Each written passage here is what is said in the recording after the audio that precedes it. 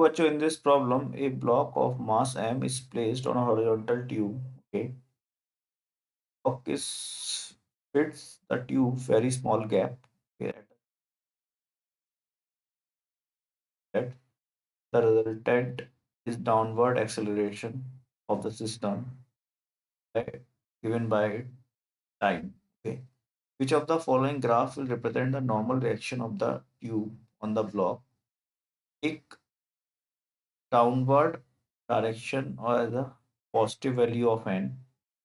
Okay, and initially the block is in contact with the lower surfaces. तो initially बेटा जो हमारा block है that will be in contact with the lower surface. So let us draw the diagram first. Okay, तो यहाँ पे अगर हम लोग देखें इसको कि हमारा जो ब्लॉक है विच इज इन कांटेक्ट, तो यहाँ पे इसका ब्लॉक का खुद का वेट लग रहा होगा mg नीचे की तरफ, और यहाँ पे एक हमारे पास नॉर्मल रिएक्शन मिल रही होगी from this floor which is we have taken n. अब यहाँ पे इन्होंने बोला है कि जो एक्सेलरेशन हमारे पास फोर्स लगा हुआ विच इज टाइम डिपेंडेंट, तो वो हमें a दे रखा है, राइट. अब हम यहाँ पे क्या करते हैं, हम लोग फॉर्मूला सिंपल यूज करते हैं that F net is equal to M. तो हम लोग यहाँ पे इक्वेशन लिखेंगे, वो आ जाएगी n minus M G that is equal to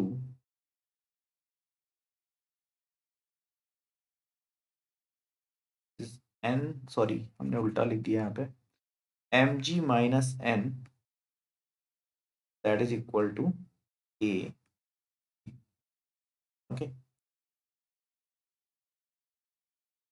और यहाँ पे एम भी आ जाएगा बिकॉज मास भी है हमारा, टाइम डिपेंडेंट है that is A T. Okay, तो चलिए अपना जो एक्सेलरेशन है वो टाइम डिपेंडेंट इन्होंने दिया था, इसलिए हमने हमने यहाँ पे एक्सेलरेशन को ए टी लिया, राइट. अब यहाँ पे अगर हम एन निकालते हैं, एन क्या हो जाएगा अपना, m ji minus m into a into t. Okay, right.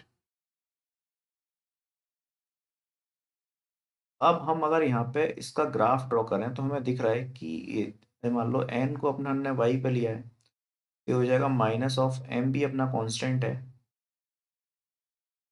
Okay, okay, and ए भी अपना कांस्टेंट दिया है, this is T plus mg. Now we'll compare. We have seen this equation. This is represent the equation of line, which is by we can write y is equal to, this is mx plus c.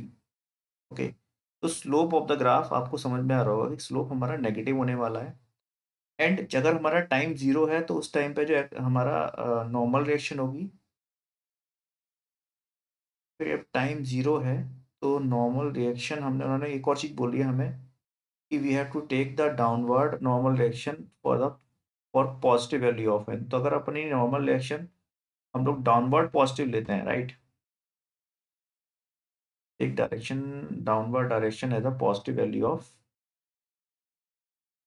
Positive for N. Okay, तो इसका just उल्टा हो जाएगा, मतलब N हमारा हमारा M, यहाँ पे देखो अगर हम एन की मतलब टाइम को जीरो रख रहे हैं तो अपने को एम जी मिल रहा है, राइट. बट अगर हम इसको डाउनवर्ड डायरेक्शन को पॉजिटिव लेंगे एन की को, तो ऊपर वाली डायरेक्शन क्या हो जाएगी, ऑटोमेटिकली नेगेटिव हो जाएगी, राइट. तो यहाँ पे इसीलिए जो ग्राफ है हमारा नेगेटिव से स्टार्ट होने वाला है. तो लेट अस चेक ऑप्शन 4 हमें कुछ कुछ मैच हो रहा है, राइट.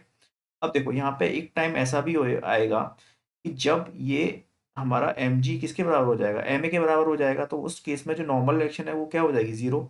और ये एक लाइन को रिप्रेजेंट कर रहा है ना. जैसे जैसे टाइम आपका इंक्रीज होगा तो यहाँ पे इसकी वैल्यू क्या होगी, बढ़ती चली जाएगी, है ना. बढ़ती चली जाएगी तो ये ऑटोमेटिकली नेगेटिव है, तो दैट मीन्स ये पॉजिटिव की हो जाने लगेगा. तो हमारा हम लिख सकते हैं यहाँ पे, तो अपना ऑप्शन 4 हमें डायरेक्टली दिख रहा है यहाँ पे. तो thank you very much and I hope you will understand.